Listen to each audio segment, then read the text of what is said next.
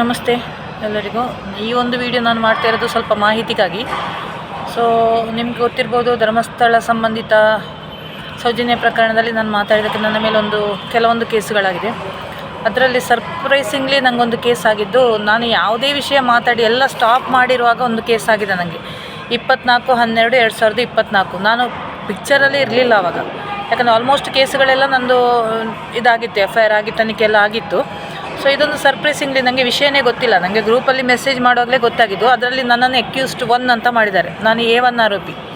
ಈ ಕೇಸ್ ಮಾಡಿದವರು Dharmasthala Manjunatheshwara ITI college Mudigere ಸಂಸ್ಥೆ ಪೋಸ್ಟ್ ಬರುತ್ತೆ. ಸೊ ಇವರು ಮಾಡಿರೋದು. ನನಗೆ ನಿಜವಾಗ್ಲೂ ಸರ್ಪ್ರೈಸ್ ಆಯಿತು. ಗ್ರೂಪಲ್ಲಿ ನನ್ನ ಮೇಲೆ ಕಂಪ್ಲೇಂಟ್ ಮಾಡಿದ್ದಾರೆ. ನಾನು ಆಲ್ಮೋಸ್ಟ್ 1.5 ವರ್ಷ ನಾನು ವಿಷಯ ಯಾವುದೇ ಮಾತಾಡಿಲ್ಲ. ಇವರು ಯಾವ ಪೋಸ್ಟ್ ಮೇಲೆ ಇದರ ಮೇಲೆ ಇದು ಮಾಡಿದ್ದಾರೆ ಅಂತ ಗೊತ್ತಿಲ್ಲ. ಸೊ ನಾನು ಅಕ್ಯೂಸ್ಡ್ 1, A1 ಆರೋಪಿ ನಾನು. ಅದರಲ್ಲಿ ಗಿರೀಶ್ ಮಟ್ಟಣ್ಣವರು 2nd, ಜಯಂತ್ ಸಂಚಾರಿ ಸ್ಟುಡಿಯೋ, ಕುಡ್ಲ ರಾಂಪೇಜ್ ಮತ್ತು ಮಹಾಕಾಲ ಚಾನಲ್, ಇಷ್ಟು ಜನರ ಮೇಲೆ ಅವರು ಕಂಪ್ಲೇಂಟ್ ಮಾಡಿದ್ದಾರೆ. ಸೊ ಅದರ ಪ್ರಕಾರ ಅವರೆಲ್ಲ ಎಲ್ಲರೂ ಹೋದರು. ನಂದು ಮಟ್ಟಣ್ಣನವ್ರದ್ದು ಪೆಂಡಿಂಗ್ ಇದೆ. ನನಗೆ ಸಮನ್ಸ್ ಬಂದಿರಲಿಲ್ಲ. ಸೊ ಅವರು ಫಸ್ಟಿಗೆ ಕಾಲ್ ಮಾಡುವಾಗ ನಾನು ಹೇಳಿದೆ, ಇಲ್ಲ ನನಗೆ ಸಮನ್ಸ್ ರಿಸೀವ್ ಮಾಡಿದೆ, ನಾನು ಯಾಕೆ ಬರಬೇಕು, ಸುಮ್ಮನೆ ನೀವು ಕಂಟಿನ್ಯೂ ಮಾಡಿ ಅಂತ ಹೇಳಿದೆ. ರೀಸೆಂಟ್ಲಿ ನನಗೆ ಸಮನ್ಸ್ ಅಂದರೆ ಆಫೀಸಿಗೆ ಬಂದರು. ಆಫೀಸಿಗೆ ಅಡ್ವೊಕೇಟ್, ನಾನು ಆಲ್ರೆಡಿ ಅಲ್ಲಿ ಅಡ್ವೊಕೇಟಿಗೆಲ್ಲ ಮಾತಾಡಿದೆ. ಅವ್ರು ಹೇಳಿದ್ರು, ನಿಮಗೆ ಸಮನ್ಸ್ ಬರುತ್ತೆ, ನೀವು ಯಾಕೆ ಬರ್ತೀರಾ ಅಂತ.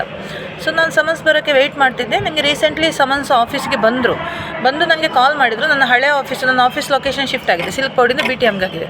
ಸೊ ಅಲ್ಲಿಗೆ ಹೋಗಿದ್ರು ಅನಿಸ್ತದೆ. ಇಲ್ಲಿ ಬಂದು ನೀವು ಎಷ್ಟನೇ ಫ್ಲೋರಲ್ಲಿ ಇದ್ದೀರಾ ಅಂತ ಕೇಳಿದರು. ಫಸ್ಟ್ ಆಫ್ ಆಲ್ ನಾನು ಹೇಳಿದು, ನಿಮಗೆ ಆಫೀಸಿಗೆ ಒಳಗಡೆ ಬರಲಿಕ್ಕೆ ಪರ್ಮಿಷನ್ ಕೊಟ್ಟಿದ್ದೆ. ಯಾಕಂದರೆ ನಮ್ಮಲ್ಲಿ ಸ್ಟ್ರಿಕ್ಟ್ ಸೆಕ್ಯೂರಿಟಿ ಇದೆ, ಯಾರು ಅನ್ನೋನ್ ಪರ್ಸನನ್ನು ಆಫೀಸ್ ಒಳಗಡೆ ಬಿಡಲ್ಲ. ಸೊ ಅವರು ಬಂದರು ವಿತ್ HR ನಾನು ಕಾಲ್ ಪಿಕ್ ಮಾಡಿ ಹೇಳಿದ್ದೀನಿ, ಆಫೀಸ್ ಒಳಗಡೆ ಬರಬೇಡಿ, ಮನೆಗೆ ಬನ್ನಿ, ನಾನು ಆಫೀಸ್ ಅವರ್ಸಲ್ಲಿ ಸಿಗಬೇಡ, ಡಿಸ್ಟರ್ಬ್ ಮಾಡಬೇಡಿ, ನಾನು ಪೊಲೀಸ್ ಕಂಪ್ಲೇಂಟ್ ಮಾಡ್ತೀನಿ. ಇವರು ಪೊಲೀಸರು ಅಡ್ವೊಕೇಟ್ಗಳೆಲ್ಲ ಬರೋದು ಆಫೀಸಿಗೆ ನಂದು. ಸೊ ನಾನು ಅವರಿಗೆ ಸ್ಟ್ರಿಕ್ಟಾಗಿ ಹೇಳಿದ್ದೀನಿ, ಆಫೀಸ್ ಅವರ್ಸಲ್ಲಿ ಆಫೀಸ್ ಒಳಗಡೆ ಬರುವ ಹಾಗಿಲ್ಲ. ಸೊ ನಾನು ಸಮನ್ಸ್ ರಿಸೀವ್ ಮಾಡಲ್ಲ. ಫೋರ್ಸ್ಫುಲ್ಲಿ ನಿಮಗೆ ರಿಸೀವ್ ಮಾಡಲಿಕ್ಕೆ ಸಾಧ್ಯ ಇಲ್ಲಲ್ಲ. ಎಗೇನ್ ಒಳಗೆ ಬಂದರು, ಅಡ್ವೊಕೇಟ್ ಅಂತ ಪ್ರೂಫ್ ತೋರಿಸಿ ಒಳಗೆ ಬಂದ್ರಂತೆ. HR ಹತ್ರ ಮಾತಾಡಿದ್ರು. HR ನನಗೆ ಕಾಲ್ ಮಾಡಿದರು, ನಿಮಗೆ ಸಮನ್ಸ್ ಇದೆ ಅಂತ. ನಾನು ಹೇಳಿದೆ, ಎಲ್ಲ ಫೇಕ್ ಕೇಸ್ಗಳು, ನಾನು ಸಮನ್ಸ್ ರಿಸೀವ್ ಮಾಡಲ್ಲ. ಆಫೀಸ್ ಪ್ರಿಮೈಸಲ್ಲಿ ಆಫೀಸ್ ಅವರ್ಸಲ್ಲಿ ನಾನು ಸಮನ್ಸ್ ರಿಸೀವ್ ಮಾಡಲ್ಲ. ಫಸ್ಟ್ ಆಫ್ ಆಲ್ ಅದು ಫೇಕ್ ಕೇಸು. ಈ ಧರ್ಮಸ್ಥಳ ITI ಕಾಲೇಜಿನವರಿಗೆ ಮತ್ತು ಈ ಘಟನೆಗೂ ಏನು ಸಂಬಂಧ ಅಂತ ನಾನು ಕೇಳಿದ್ರು. ನಾನು ಟ್ರೈ ಮಾಡಿದೆ, ಗೂಗಲಲ್ಲಿ ನನಗೆ ನಂಬರ್ ತಗೊಂಡು ನಾನು ಪ್ರಿನ್ಸಿಪಾಲಿಗೆ ಕಾಲ್ ಮಾಡಲಿಕ್ಕೆ ಟ್ರೈ ಮಾಡಿದೆ. ಪ್ರಿನ್ಸಿಪಾಲ್ ಕೇಸ್ ಹಾಕಿರೋದು. ಆ ಪ್ರಿನ್ಸಿಪಾಲಿಗೂ ಆ ಕಾಲೇಜಿಗೂ ಅದಕ್ಕೆ ಸಂಬಂಧನೇ ಇಲ್ಲ, ನಮ್ಮ ಹೋರಾಟಕ್ಕೂ. ನಾನು ಏನು ಮಾತಾಡೇ ಇಲ್ಲ. ಸೊ ಇಂಥ ಫೇಕ್ ಕೇಸುಗಳು ನಡೀತಾ ಇದೆ ಧರ್ಮಸ್ಥಳದವರಿಂದ. ಸೊ ನಾನು ಸಮನ್ಸ್ ರಿಸೀವ್ ಮಾಡಿಲ್ಲ. ನೆಕ್ಸ್ಟು ಈಗ ನಾನು ಫಾಲೋಅಪ್ ಮಾಡ್ತಾಯಿದ್ದೀನಿ. ಕೇಸ್ ನಂಬರ್ ಹಾಕಿ ಫಾಲೋಅಪ್ ಮಾಡೋಕ್ಕೆ ಅಗೇನ್ ಹ್ಯಾಂಡ್ ಸಮನ್ಸ್ ಅಂತ ಕೊಟ್ಟಿದ್ದಾರೆ. ಈ ಮೂಲಕ ನಾನು ಅಡ್ವೊಕೇಟ್ಸ್ಗೆ ಹೇಳೋದು, ಯಾರು ನನ್ನ ಹತ್ರ ಸಮನ್ಸ್ ಇಟ್ಕೊಂಡು ಬರಬೇಡಿ. ಆ ಕೇಸ್ ನಾನು ಆಕ್ಸೆಪ್ಟ್ ಮಾಡೋದೇ ಇಲ್ಲ. ನಾನು ಯಾವುದೇ ಹೋರಾಟದಲ್ಲಿ ಇಲ್ಲದಿರುವಾಗ ನನ್ನ ಮೇಲೆ ಹಾಕಿದ ಸುಳ್ಳು ಕೇಸ್ ಅದು.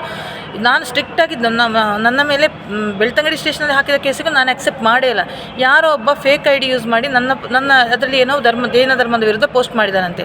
ನನ್ನ IDನೇ ಅಲ್ಲ. ಅವ್ರು ಫಸ್ಟು ಇದು ಮಾಡಬೇಕು ತಾನೆ, ಜಸ್ಟಿಸ್ ಫಾರ್ ಸೌಜನ್ಯ ಅಂತ ಒಂದು ಪೇಜಲ್ಲಿ ಏನೇನೋ ಧರ್ಮದ ವಿರುದ್ಧ ಮಾತಾಡಿದ್ದಾನಂತೆ. ಅದು ನನ್ನ IDನೇ ಅಲ್ಲ.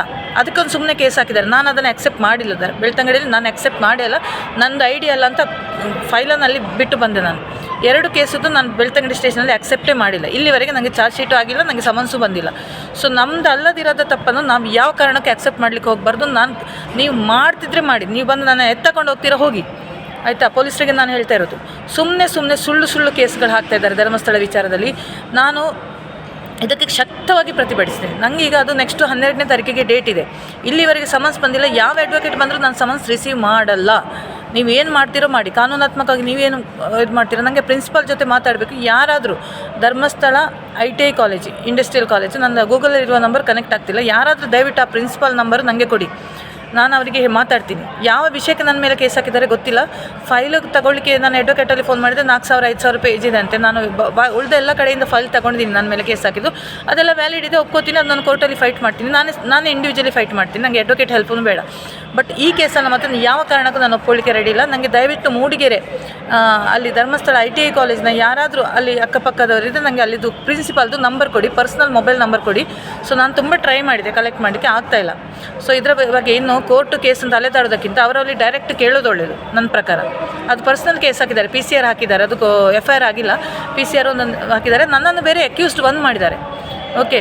ಸೊ ನಾನು ಇವರ ಜೊತೆ ಮಾತಾಡಬೇಕು, ಅದಕ್ಕೆ ಕ್ಲಾರಿಫಿಕೇಷನ್ಗೋಸ್ಕರ ಈ ವಿಡಿಯೋ ಮಾಡ್ತಿದ್ದೀನಿ. ದಯವಿಟ್ಟು ಯಾರಾದರೂ ನನಗೆ ಮೂಡಿಗೆರೆ ಪರಿಸರದವರು ಸಹಕರಿಸಿ, ಧರ್ಮಸ್ಥಳ ITI ಕಾಲೇಜ್ ಇದೆ, ಅಲ್ಲೇ ಪ್ರಿನ್ಸಿಪಲ್ ನಂಬರ್ ಕೊಟ್ಟು ಸಹಕರಿಸಿ. ಉಳಿದಿದ್ದು ನಾನು ಪ್ರಿನ್ಸಿಪಾಲಲ್ಲಿ ಮಾತಾಡ್ತೇನೆ.